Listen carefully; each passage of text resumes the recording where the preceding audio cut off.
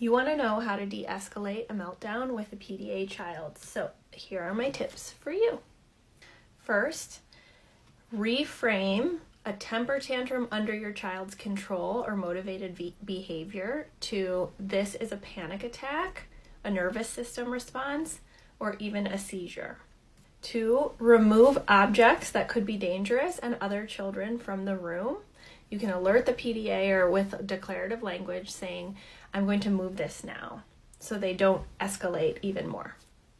3, don't touch the PDA or try and restrain them or move them from the room, because that will be perceived as a loss of autonomy and escalate that fight-flight response even more. 4, reduce spoken communication and try and bear witness to the pain that they're experiencing by staying proximate and in their line of vision, but without trying to stop it or speak to them too much.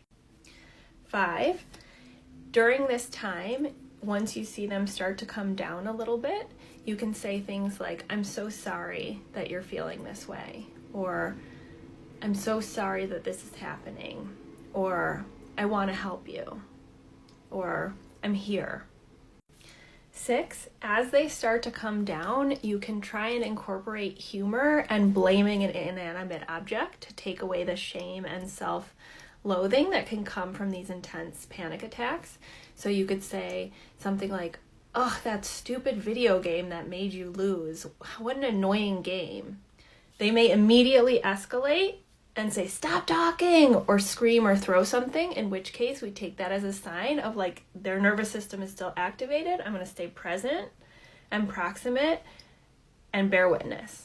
7, during the bearing of witness and when you're like holding space for this very difficult amount of dysregulation, I like to draw on spirituality or inner strength that's more than just my human strength, and I picture like a beam of light going from my heart to my son's heart. Other people like to picture a spiritual figure, or sometimes I picture my grandmother's like papery cheek against mine to give me strength.